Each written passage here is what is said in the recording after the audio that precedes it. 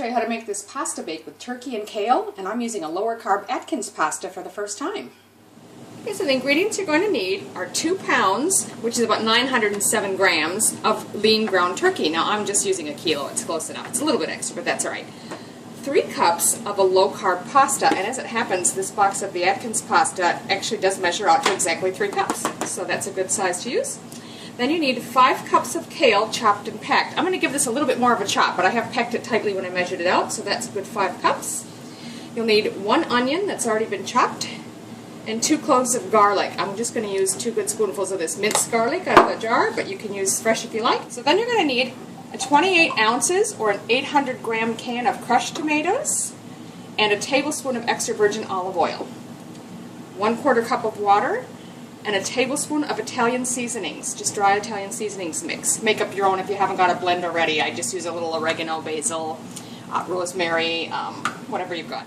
1/4 cup of grated Parmesan cheese, salt and pepper to taste, and lastly 3 cups of a low-fat mozzarella cheese or your favorite cheese. It doesn't have to be mozzarella.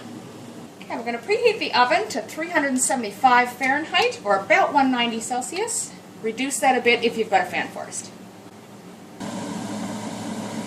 Now you're going to want to cook your pasta al dente as per the package instructions. This particular package says to bring it to a boil, throw it in, and cook for 15 minutes. So that's what we've done. Now I've got a large skillet that's preheated to medium-high heat. And when that's ready, I'll just go ahead and put the turkey in. So you're just going to first start by browning the turkey. Chop it up nice as you go and just keep an eye on it until it's nice and brown. It's been 15 minutes. My pasta's ready, so as you can see I've drained that, and I'll just set that aside until the turkey's finished cooking.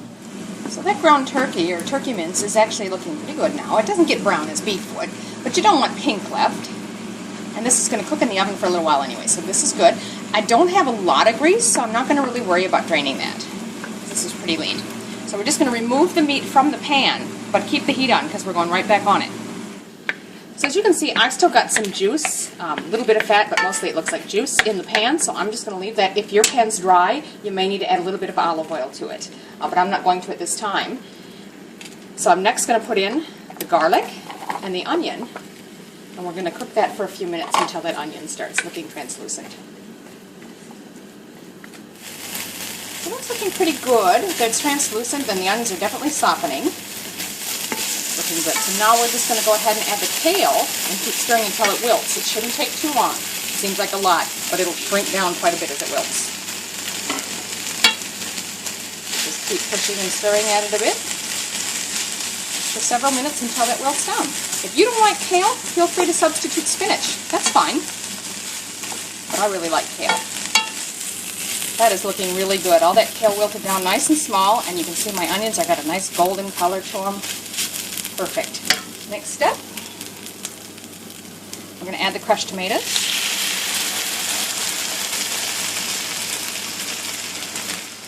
That 1/4 cup of water. And our Italian seasonings. Again, it's about a tablespoon. We're also going to quick add some salt and pepper to taste.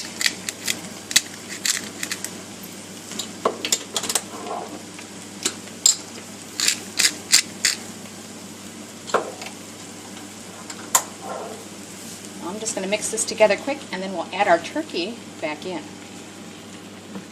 Now we'll just add the turkey back in. We'll stir that through and let it cook over a medium-low heat for about 3 to 5 minutes. So that's been about 3 or 4 minutes, and you can see it's well combined and it's simmering. So we're going to remove that from heat and assemble the dish. So you want about a 9 by 13 inch baking dish. That'd be about 22 by 33 centimeters approximately. And I've sprayed that with nonstick cooking spray. So now we're just going to layer everything. Place approximately half the pasta in the bottom of the pan. Next in is about half of that meat sauce.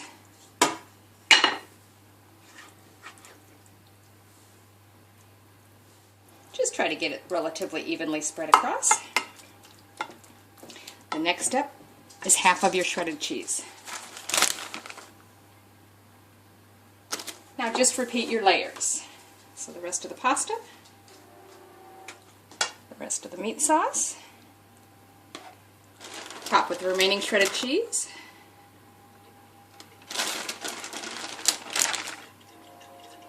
And lastly, sprinkle on your 1/4 cup of grated Parmesan.